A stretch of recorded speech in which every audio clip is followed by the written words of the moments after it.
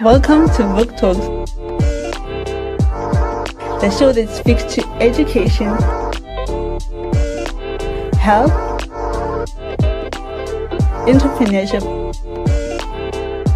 and so much more.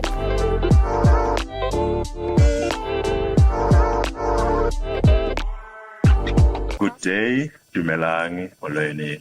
Welcome to the podcast. My name is Lisila Matapo. I am not alone today. I am with two gentlemen, Mr. Denis Owaga and Mr. Tefo Kgaqtle. Gentlemen, welcome to the podcast. Thank you. Mr. Denis, can you please introduce yourself to the podcast and the listeners? Okay, good morning, listeners and everybody. My name is Denis Owaga. I'm the head of safety permit management at the Railway Safety Regulator. Mr. Tefo. Good morning, viewers. My name is Tefo Kgaqtle. I am from Transnet, Rail Infrastructure Manager, formerly TFR. Okay. Welcome, gentlemen. We will start with Mr. Denis. Can you please give us an overview of the Railway Safety Regulator and what is it all about? Yeah, the Railway Safety Regulator, better known as the RSR, was created by an Act of Parliament. Act 60 of 2002 was amended, and most of its functions are therefore controlled by regulations, the available regulations. And we report to Parliament regarding the functions that we conduct. First and foremost, we need to promote safe railway operations. We need to promote collaboration and participation of all affected persons and the relevant persons within rail. We need to kind of stress the importance of the operators being responsible for their own safe railway operations. We need to facilitate regulatory regime. There is a regulatory regime that is modern and suitable for purpose. Okay. Yeah, and lastly, we need to coordinate and ensure that the countries or SADC countries that are neighboring us, their safety management system is harmonized with the safety management requirements of the country. Okay. Yeah. And I'll come to you, Mr. Tefo. Can you please give us a brief overview of what TFR is and TRIM? Thank you for that. TFR, I think everybody would know it, from the old Spoornet. It transcended into Transnet, and then one of the operating divisions of Transnet is TFR. So TFR, as the name stands, Transnet Freight Rail, is for transportation of goods, and then what then happened last year, we divided or separated TFR into two operating divisions, which is TFR and TRIM. So the main purpose of that is just to make sure that TFR focuses on train operation, and then TRIM, which is the Transnet Rail Infrastructure Manager, focuses on managing infrastructure. So that is just the two separation. The other one will focus on infrastructure, the other one on train operation. So then what informed the separation of these two entities? Okay. Some time ago, around 2015 or so, we came up with what we then called market demand strategy. And according to the market demand strategy, by now, we should be at around 300 million tons. We should be railing 300 million tons. Last year, we ended up at around 153 million tons. So you can see the gap. You know. So what it then means is that there is potential to rail more.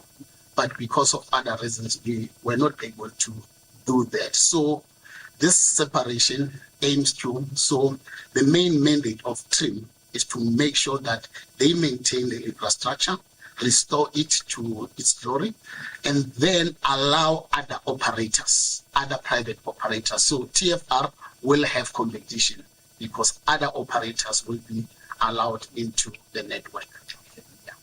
All right. So, Mr. Denis,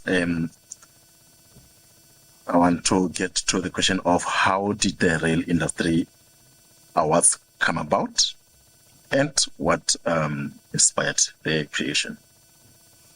Yeah, Rail Safety Awards, Rail Industry Awards. Yes. I'm pausing the safety part there. Yeah. We had been sponsoring conferences. We host a conference every year, twice a year. That's the annual Rail Safety Conference. And one of the basic reasons why we host this is so that information is able to move freely within the industry. But we still noticed a serious disparity between different operators. The big operators have solid safety management systems. The smaller operators are struggling. So we decided, an idea was hatched in 2021. Why not bring these people together and acknowledge excellence as a way of inspiring the smaller operators, as a way of knowledge transfer, and as a way of connecting them basically so that they're able to learn from each other. So that's basically what inspired the whole idea of RIA. We call it RIA, Rail Industry Awards. Yeah.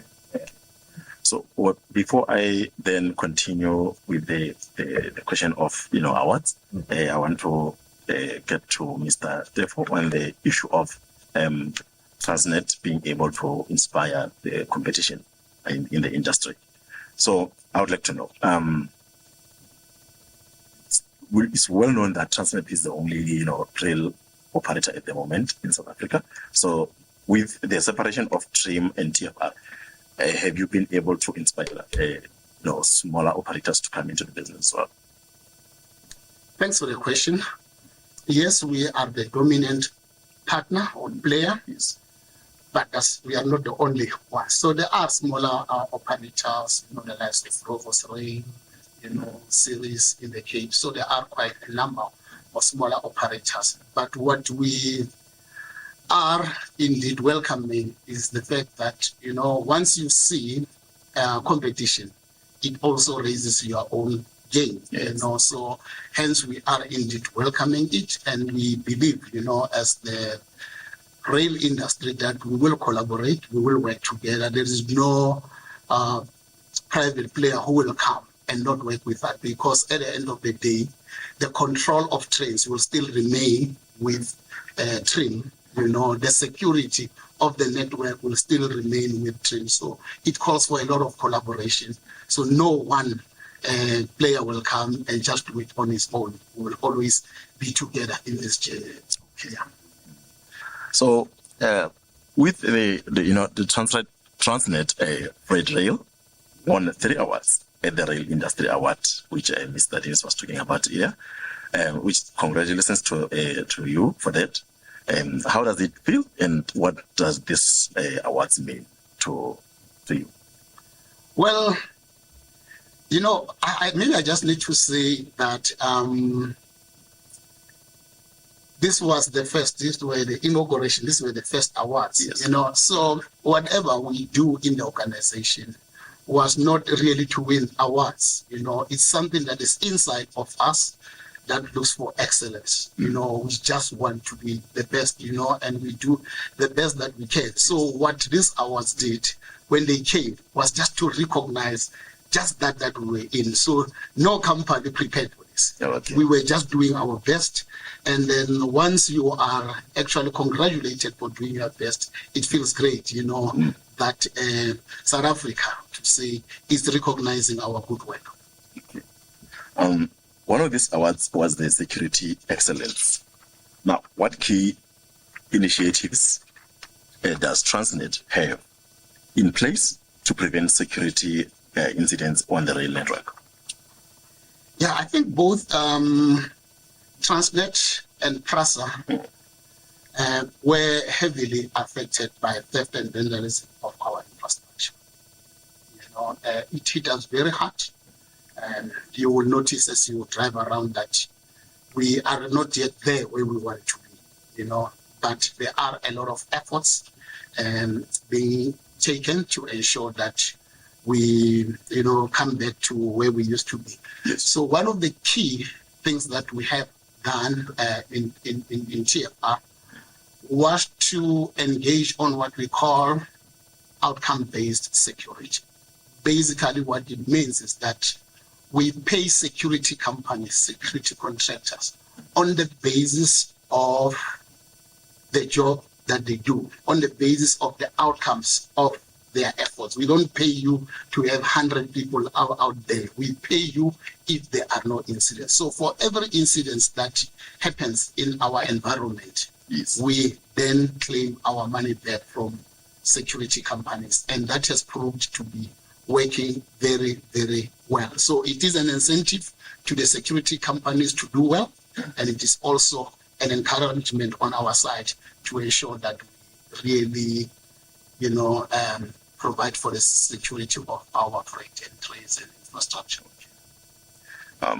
Mr. Denis, I'll pose this question to you. What impact do you hope the Rail Industry Awards will have on improving rail safety and industry standards? Thank you for the question. It was exciting to see after the awards the excitement amongst the attendees, amongst the winners, and the disappointment amongst those who did not win. Yes. And I really think we will achieve what we set out to achieve, that we are motivating excellence. We are celebrating industry wins. There's a lot of knowledge sharing that happened then because people came back to us and they told us, hey, we didn't know what this was happening. When can we have the next one? So that will happen. And generally, there's the culture change to a culture of recognition, which is the most important thing in this whole picture. And of course, generally, a strengthened regulatory regime, because people get to learn that things can be done differently and with good results. Yeah, so that's what we expect. Yeah. As the regulator, did you get any insights from the submissions you received from operators for nominations? Not really. Actually, what was disappointing about the whole submissions, Yes. because it was sponsored by the Railway Safety Regulator, most operators assumed we understood the efforts they put in. So when they were packaging the submissions, they left out a lot that matters, forgetting that the people who are going to moderate and judge these awards did not know what we as the regulator knew. So that was the disappointing part. And also, because we are the regulator, when we ask for supporting evidence, this supporting evidence wasn't given according to the objectives of the operator. It was taken as an audit, and they gave evidence to support an audit which wasn't right. So the kind of evidence that we received to support the submissions wasn't the correct kind of evidence. Yeah. And then quite a few people shied away from submissions. And only after they came to the award did they realize that, wow, they could have participated in this. And the question came up, so when are we having the next one? Oh, okay. Yeah, so I think in the next round, we need to work harder in terms of educating the operators better. Of course, there are categories that are a bit tricky, like long service award, not really long service, lifetime commitment. A category like that, we had a problem with who gets to nominate these nominees.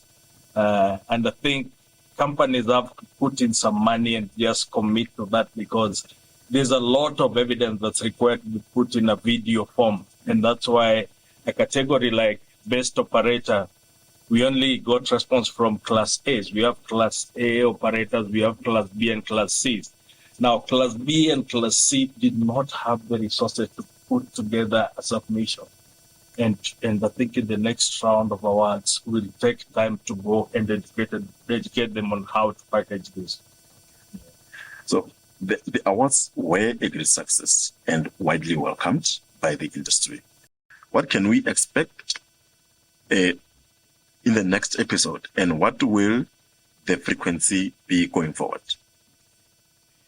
We were lucky because we sat with South African Civil Aviation, who've done it for 6 years. So we really picked their brains in terms of the experiences they've gone through. When we were trying to choose the categories, we ended up with almost 20 categories. But I mean, we only had a window of 2 hours to do the awards. Yes. So we had to trim this down to around 12 categories.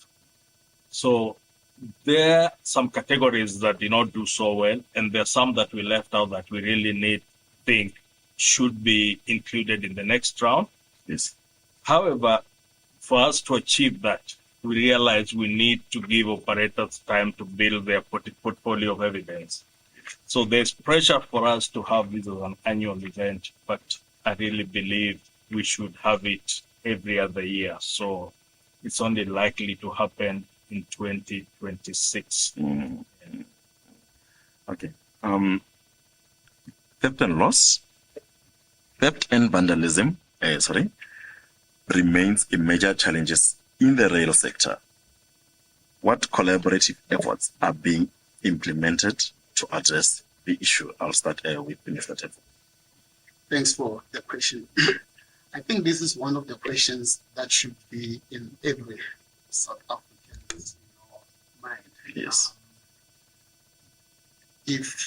Most of our goods import, also export, and for business to make money, you should have a sense that, once I have sent this particular commodity, it will take how long from Johannesburg to Durban, or from Durban to Johannesburg. Now, the impact of theft and vandalism on the rail network, all it does is that if it's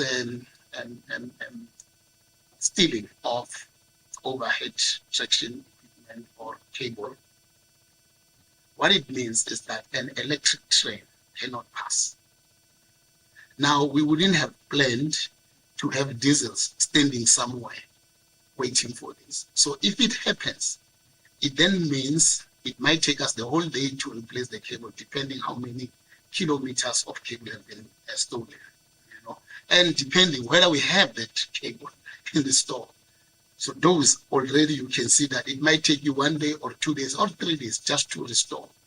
But the challenge is that the commodities do not reach their place on time. Just take it this way, because I just want this to be clear. Let's say we are transporting jet fuel to OR airport, If we get stuck with that, it means the flights won't have petrol. And that is the challenge that we have, So the main issue is that we get impacted, everybody in the country like that, So clearly there needs to be some collaboration with everybody to address the matter of theft and vandalism. Okay. So now, theft and vandalism of the rail infrastructure, is it a common theft or is it an issue of sabotage? And if it's an issue of either both sabotage or common theft, what have you put in place to prevent such? from a big museum study? Yeah, it's very difficult to determine whether it was common theft or it was sabotage. It's very, very difficult, So sometimes it's just a combination of the two. But we are of the opinion that people who does this come from our own communities. Yes. We can't run away from that fact. And for that reason, and I mean, there is evidence that shows that whatever is stolen goes into some, scrapyard where it's sold. And in the scrapyard, there are people coming from the community. So, yeah. So from that angle, we've got collaborative efforts, firstly with the RSR, secondly with the SAPS, as our security cluster. And if people can remember, we used to have railway police in the past. So there is a section there called railway police that we are working with. And then, like I've indicated earlier, we've got OBS, outcome-based. So we've got a lot of security companies that we have contracted. And in one of the things that we ask these companies to do is to have community collaboration. So it is common nowadays to see, either communities engaging in soccer, but that is to build a relationship with communities. But furthermore, we make sure that whenever we have, shutdowns, work in particular communities, we include those communities so that they can also feel that they own these railways. These railways belong to the people. And the people are the ones that will ensure that the railway is safe. So I also have a view of perhaps engaging in community outreaches wherein you as a Transnet, as the Transnet, you'd go to communities, educate and give people an overview of what happens in the terms of loss and damage of the railway network infrastructure. Wouldn't that also help communities understand better what it means to vandalize or destroy the infrastructure? Yeah, no, that's true. We've got programs like that, and they are indeed showing results. We believe that we cannot succeed without communities. So we've got programs, community outreach programs, where we engage from school children. We participate in community forums. Other forums that the SAPS have got. So we go and share this kind of information. And I can say that I've seen a lot of success, especially in Gauteng. Whenever we do even level crossing awareness campaigns, we will have the whole security cluster coming and partnering with us and also the members of the community. So indeed, members of the community have to be commended, but I still believe that we can. Mr. Denis, I would also like your view on the issue of the vandalism of the infrastructure. Okay, so every year, one of our mandates is to publish state of safety report.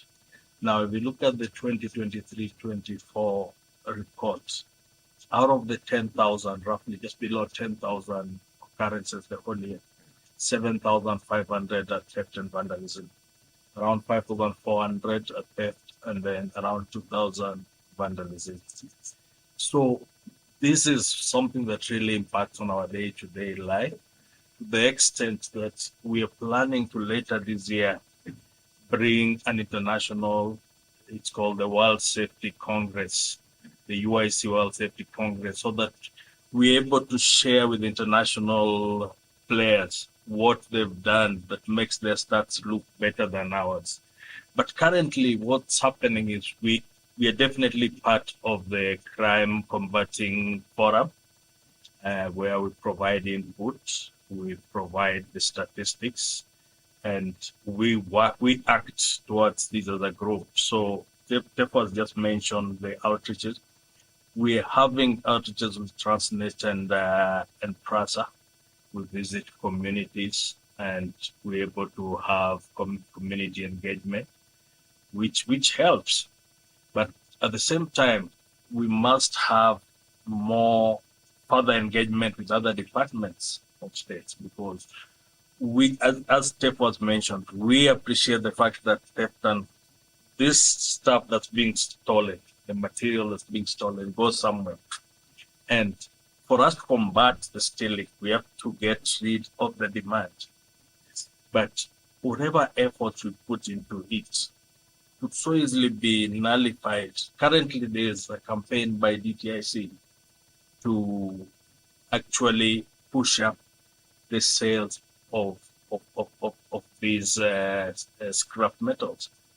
So we need to find a way of actually making sure the demand is not shooting up, because their target is to increase the buying of these scrap metals by 40 times in the coming few years.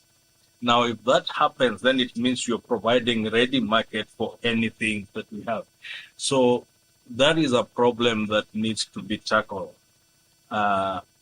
So we are approaching it from all those angles. We're also having the School of Safety, Rail Safety, partnership between the Railway Safety Regulator and Victoria University, where we are developing modern ways of actually monitoring safety. We attended an inspection at what used to be the BHP Billiton siding.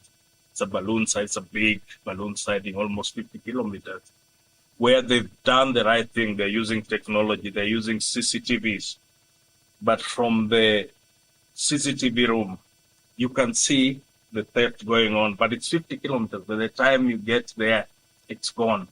So there's also need to, as you said, the outcome-based security, where you have security presence everywhere. That's critical. So we keep preaching that. Yeah. I mean, wouldn't it also be, useful perhaps to, because we know that it is copper that is being stolen, especially on the way. So wouldn't it be now easier or better to trade the sales of copper so that it makes it harder for other scrapyards or anybody else to access it without license? There's definitely that. We actually vouching for using alternative material. So where the overhead contacts wires are being stolen, they're aluminium-based alloys that are used to replace those. Where the stealing is as a result of having an EMU, you replace the EMU with a diesel engine. You replace that right now, you go greener. And the kind of locomotives you use are green. They don't require the overhead traction equipment. So that's very important. But first and foremost, you need to do the basic fencing as the regulation requires. It's costly, but it's that's where we are starting. Let's strengthen the regulation to sort that out. So looking ahead, what more can be done to advance the security and infrastructure protection in South Africa's rail industry? It's critical that we use technology to our advantage, but technology alone is not enough. We need enough boots on the ground. If you look at South Africa probably has one of the longest networks. You're looking about, Transnet alone is around 21,000 kilometers. In order for you to take care of that entire network, you need boots on the ground, which comes at a cost.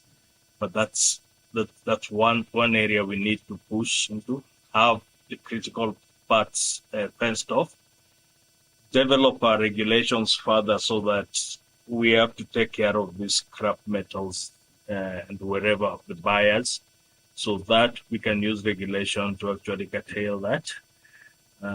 There are a whole lot of proposals that have been there. There's integrated intelligence. So you have integrated systems such that the various arms of the law have access to the same database. That will go a long way in resolving this. Mr. Tefo, in closing, from the TFR's perspective, what can be done to enhance the security?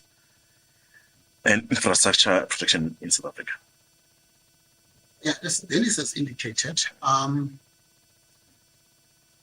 we do a lot of research, and then we still believe that technology will always give you, that headway in what you are trying to do. I'll give you an example. We've got springs that hold the rail to the sleepers, so most of our springs now, they've got closures. So you can't just hit it and it's out. That would be just an example of what we are trying to do. You might think now, I know PRASA is going the route of having signals inside the locomotives, so we are beginning to look at what technology, can be used to try and reduce some of these incidents. But like I've indicated before, we've got to find a way as a country, to manage this battery. That's what I would like to call it, because it doesn't matter what you do. As long as there is no law and order, we'll always have problems, So my view is the one that says there needs to be law and order. There needs to be enforcement of our laws, because as Denis has indicated, yes, there are laws that talk to what the scrap metal dealers can do or not do, So if we enforce that, and then as a community we become vigilant, and when we see these wrong things happening, because we know it affects our pockets, and we report that to the police, and the police follow on those streets and arrest people, and the court does what the court must do in order to try people fairly and really sentence them accordingly. Then you will see that all efforts that we are doing will take this country very far. Rail is a necessity for this country. Okay. All right, gentlemen, thank you for gracing us with your presence here at Folk Talks. It's been a pleasure having a conversation with you guys. Thank you very much. All right. Talking to you. Okay. Ladies and gentlemen, that marks the end of our conversation today. Please do follow us on all our socials. That's Folk Talks. Spread the knowledge. Yeah.